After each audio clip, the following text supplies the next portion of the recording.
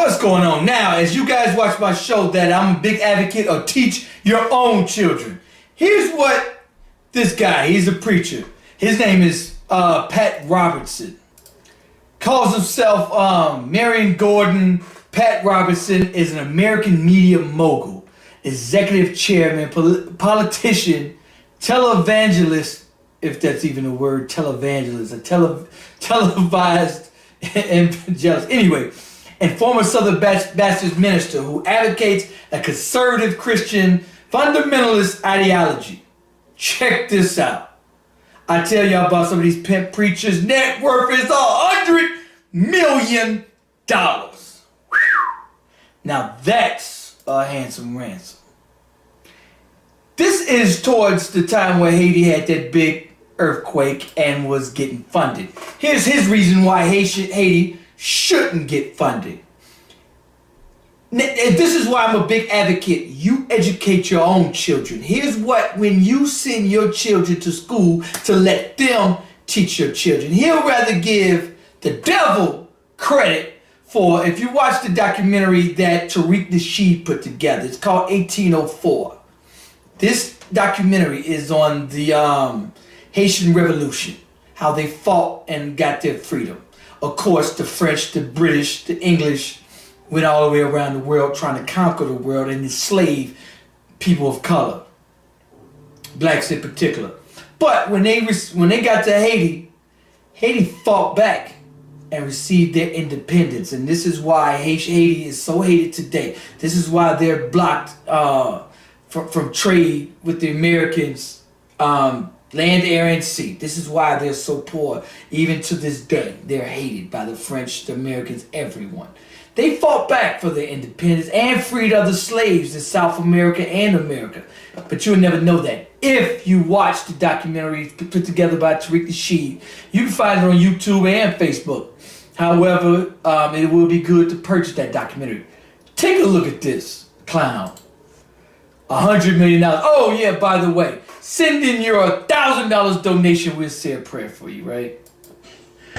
Christy, something happened a long time ago in Haiti, and people may not want to talk about it.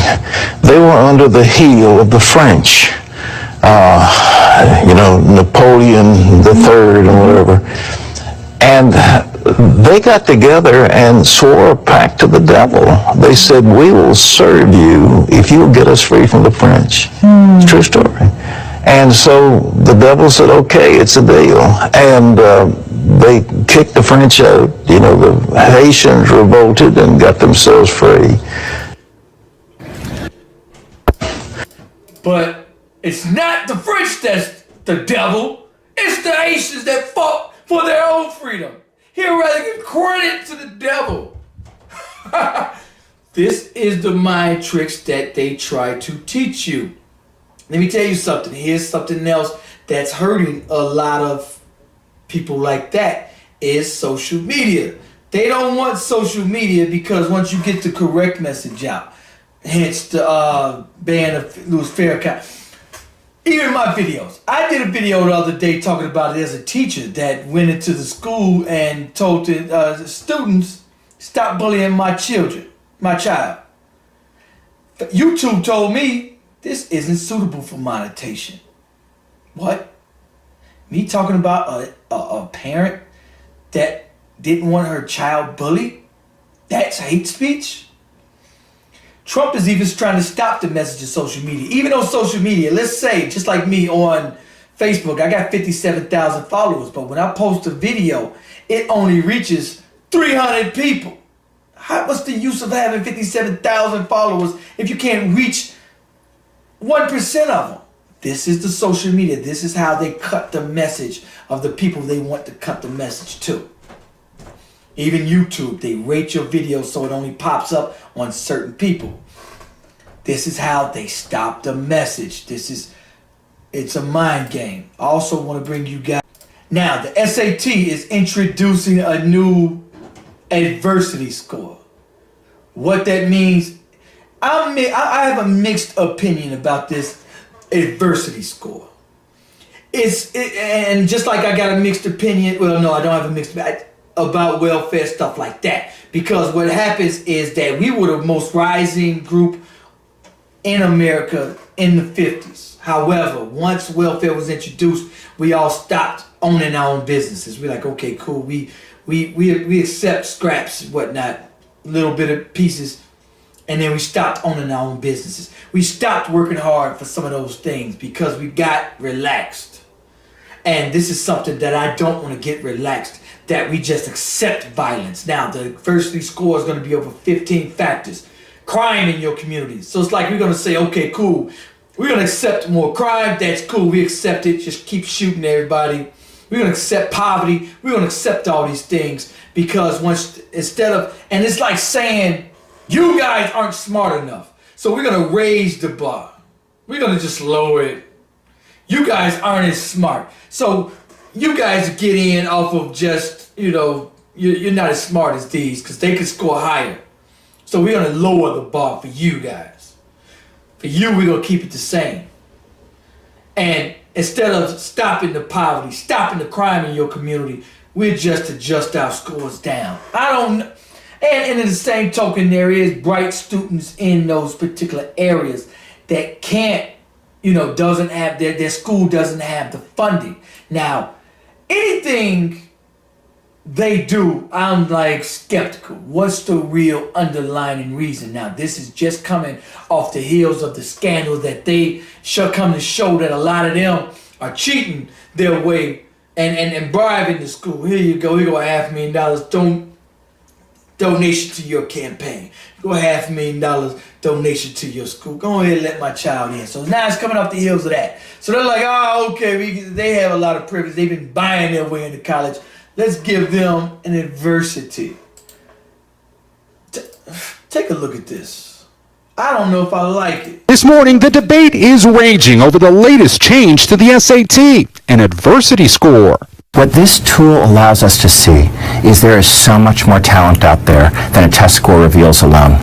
The College Board, which administers the entrance exam, says the adversity score will be a number between 1 and 100, calculated using 15 factors, including the crime rate and poverty level of the student's home neighborhood, the relative quality of the student's high school, family income, and environment. The score will not be reported to students and parents, only college officials. Brian Rutledge is the director of college counseling at Woodward Academy near Atlanta, a private school. How difficult is it to put a number on adversity? I don't think it can reasonably be done. It risks reducing something that is very human to a number. The plan comes as the college admissions scandal sparks new focus on wealth and privilege, and as some universities face challenges to their affirmative action policies. What do you say to critics who argue this could be a form of reverse discrimination?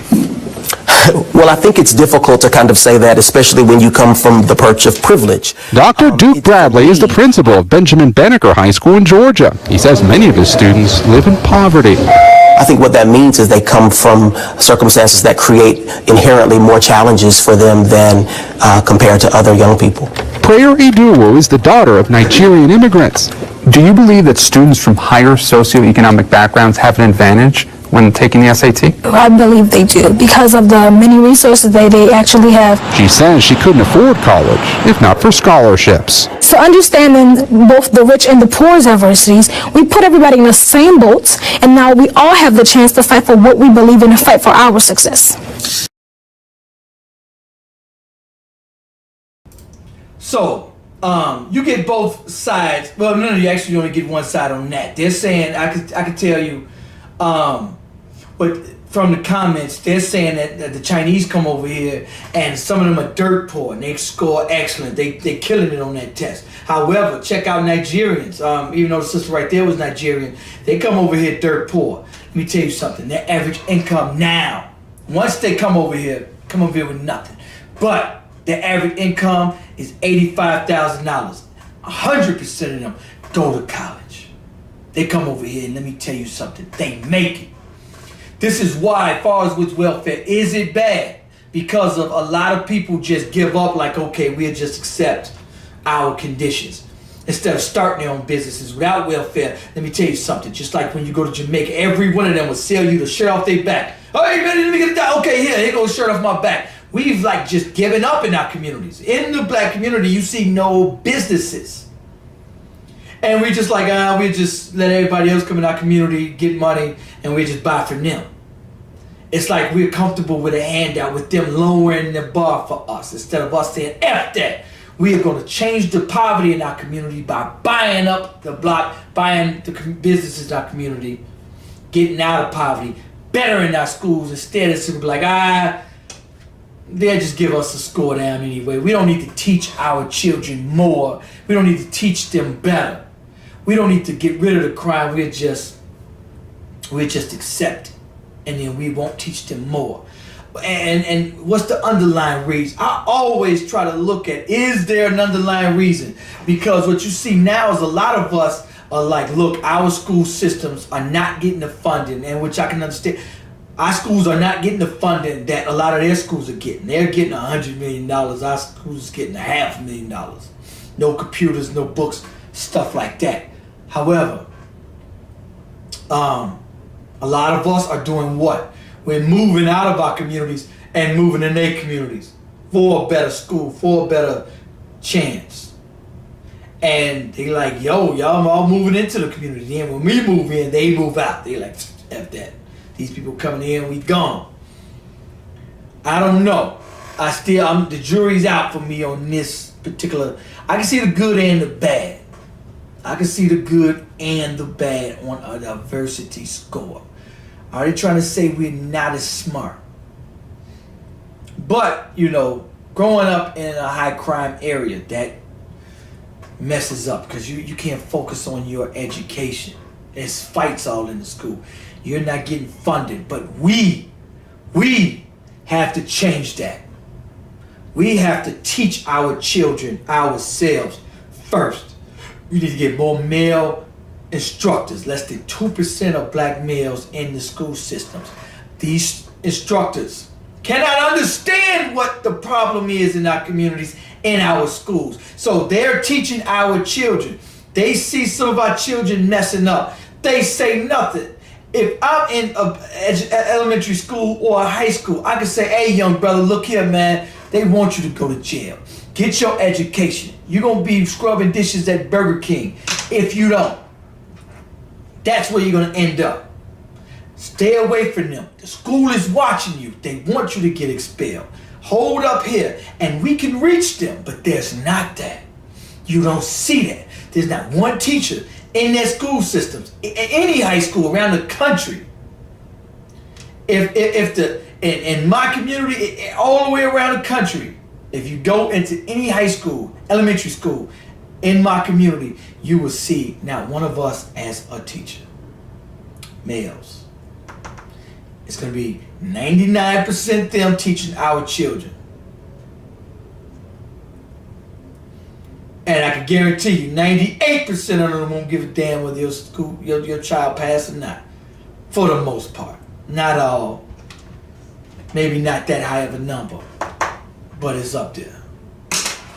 This is the reason why I teach your own children. Because if you don't, pastors like that will teach your child. And also, sending you $1,000 donation.